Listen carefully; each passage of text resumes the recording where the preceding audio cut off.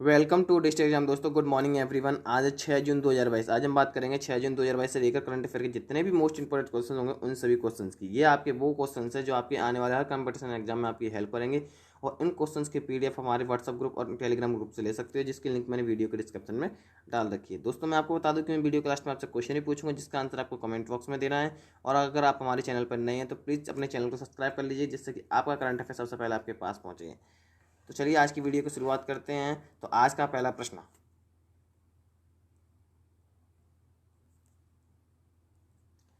निम्न में से किस राज्य ने हाल ही में फैसले छत्ते परिवहन कार्यालय आरटीओएस लॉन्च किया है? तो महाराष्ट्र सरकार ने, किसने? महाराष्ट्र राज्य ने हाल ही परिवहन राज्य मंत्री सतेज पाटिल ने हाल ही में राज्य के लोगों के लिए आरटीओ में सरकारी रूप से उपस्थित होने की आवश्यकता के बिना ड्राइविंग लाइसेंस आदि जैसी सुविधाओं का लाभ उठाने में मदद करने के लिए फैसले छत्ते परिवहन कार्यालय लॉन्च किया है। इसीलिए इसका राइट आंसर दोस्तों महाराष्ट्र है। अगला प्रश्न,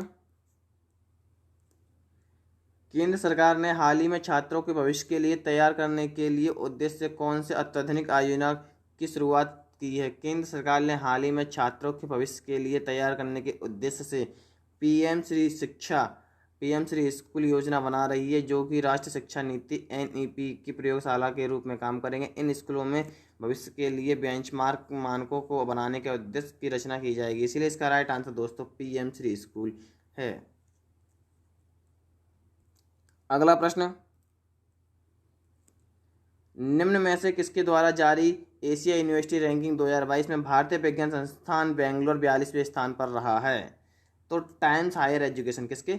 टाइम्स हायर एजुकेशन के द्वारा हाल ही में ये एशिया यूनिवर्सिटी की रैंकिंग 2022 में भारतीय विज्ञान संस्थान बेंगलोर 42वें स्थान पर रहा है, जबकि 2022 में संस्करण में पूरे एशिया में 31 देशों और क्षेत्रों के 616 विश्वविद्यालयों में शामिल है। 2022 की इस रैंकिंग में भारत तीसरे सबसे अधिक प्रतिदत्तांक वाला देश है। इस बार रैंकिंग में भारतीय 71वें संस्थान शामिल हैं। इसीलिए इसका राइट आंसर दोस्तों टाइम्स हायर एजुकेशन है। अगला प्रश्न, निम्न में से किस राज्य के मुख्यमंत्री YAS जगन मोहन रेड्डी ने ACB 14,400 ऐप लॉन्च किया है? आंध्र प्रदेश राज्य के, कौन से दोस्तों? आंध्र प्रदेश राज्य के मुख्यमंत्री YAS जगन मोहन रेड्डी ने हाल ही में राज्य भर के सरकारी कार्यालयों में भ्रष्टाचार रोकने के लिए ABC 14,400 ऐप लॉन्च किया है, जिससे anti corruption bureau ACB develop किया है। इसीलिए इसका राइट आंसर दोस्तों आंध्र प्रदेश है। अगला प्रश्न, इस वर्ष किस महीने की वस्तु में सेवा कर GST संग्रह 1.4 लाख करोड़ रुपए रहा है? तो इस वर्ष मई, कौन से में? मई 2022 में महीने की वस्तु का सेवा कर GST संग्रह 1.4 लाख रुपए रहा है, जो कि पिछले वर्ष महीने की तुलना में 44% अधिक है। मई में GST संग्रह अप्रैल 2022 की तुलना में कम था, जो 1.68 लाख करोड़ रुपए था। इसीलिए इसका राइट आंसर दोस्तों मई है। अगला प्रश्न, 5 जून को विश्व भर में कौन सा दिवस मनाया जाता है? तो दोस्तों आप सभी जानते हैं 5 जून को विश्व भर में विश्व पर्यावरण दिवस मनाया जाता है। इस वर्ष 2022 के लिए दिवस की थीम अनोनी वन अर्थ है, जिसका मतलब केवल एक पृथ्वी है। इस साल 49वां विश्व पर्यावरण दिवस है, जिसकी मेजबानी स्वीडन कर रहा है। इसीलिए इसका राइट आंसर दोस्तों विश्व पर्यावरण दिवस है। अगला प्रश्न, राष्ट्रपति श्री रामनाथ कोविंद ने हाल ही में किस राज्य में अखिल भारतीय आयुर्वेद महासम्मेलन 59वीं महाअधिवेशन का उद्घाटन किया हुआ है? तो मध्य प्रदेश के उज्जैन में। कहाँ पर दोस्तों? मध्य प्रदेश राज्य के उज्जैन जिले में हाल ही में राष्ट्रपति रामनाथ कोविंद ने अखिल भारतीय आयुर्वेद महासम्मेलन की 59वीं अधिवेशन का उद्घाटन किया है।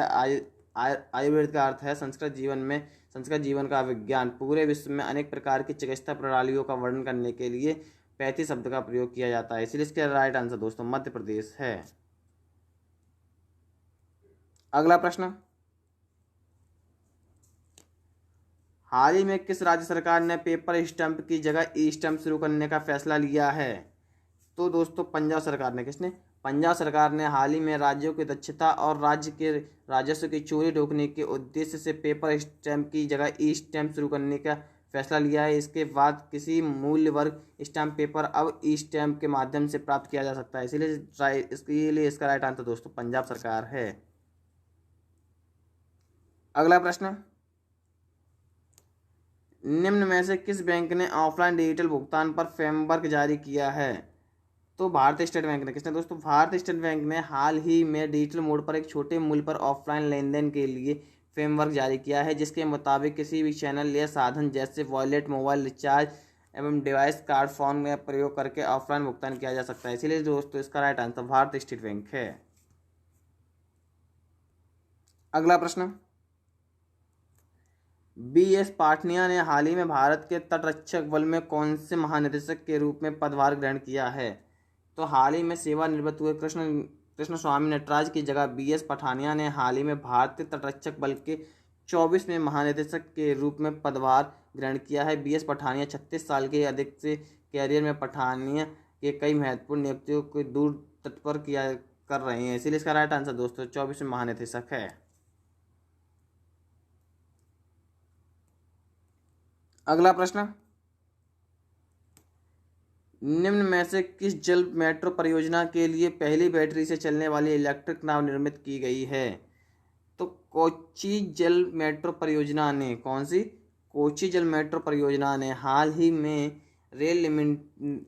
पहली बैटरी से निर्मित चलने वाली इलेक्ट्रिक नाव कोच्चि मेट्रो रेल लिमिटेड द्वारा दी गई है। यह पूर्ण रूप से वातानुकूलित नाव 747 करोड़ रुपए की कोच्चि जल मेट्रो परियोजना के लिए कोचिन शैफर्ड द्वारा बनाई जा रही है 23 नावों में से एक है। इसीलिए इसका राइट आंसर दोस्तों कोच्चि जल मेट्रो परियोजना है।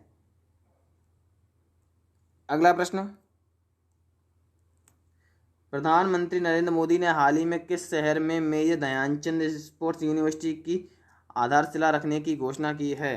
तो प्रधानमंत्री नरेंद्र मोदी ने हाल ही में मेरठ में, कहाँ पर? मेरठ में लगभग 700 करोड़ रुपए की अनुमति लागत वाली मेजर ध्यानचंद स्पोर्ट्स यूनिवर्सिटी की आधारशिला रखने की घोषणा की है। इस यूनिवर्सिटी की स्थापना मेरठ में सरधाना कस्बे के सैलवा और केली गांव में की जाएगी। इस यूनिवर्सिटी की 540 महिलाओं और 540 पुरुष खिलाड़ियों के सहित 80 खिलाड़ियों को प्रशिक्षण देने की क्षमता होगी। इसलिए इसका राइट आंसर दोस्तों मेरठ है। अगला प्रश्न, फ्रांस ने हाल ही में कितने महीने के लिए यूरोपीय संघ परिषद की घूंघण अध्यक्षता संभाली है? तो फ्रांस ने हाल ही में 6 महीने, कितने की? 6 महीने की यूरोपीय संघ की घूंघण अध्यक्षता संभाली, जो कि 30 जून 2022 तक यूरोपीय संघ की अध्यक्षता करना जारी रखेगा। फ्रांस महाद्वीप में डिजिटलकरण एवं जलवायु संरक्षण सबसे आगे रखने के लिए काम करेगा। इसीलिए इसका राइट आंसर दोस्तों 6 मंथ है। अगला प्रश्न, निम्न में से किस सरकारी मंत्रालय ने डाटा पर अपनी प्राथमिक बाजार सलाहकार समिति पुनर्गठन किया है? तो सेबी ने। कहाँ पर दोस्तों? सेबी ने हाल ही में अपने डेटा पर प्राथमिकता बाजार में सलाहकार निषेवित पुनर्गठन किया है। इस समिति का उद्देश्य प्रतिभूति बाजार का डाटा एक्सेस गोपनीयता जैसे क्षेत्रों में संबंधित माप करना है। जबकि नेशनल लॉ यूनिवर्सिटी में दिल्ली प्रोफेसर ऑफ पूर्व चेयरमैन इंसुलेशन एवं वैकेंसी ऑफ इंडिया एक साहू की समिति के पैनल द्वारा हेड नियुक्त किया गया है। इसलिए इसका राइट आंसर दोस्तों सेबी है। अगला प्रश्न,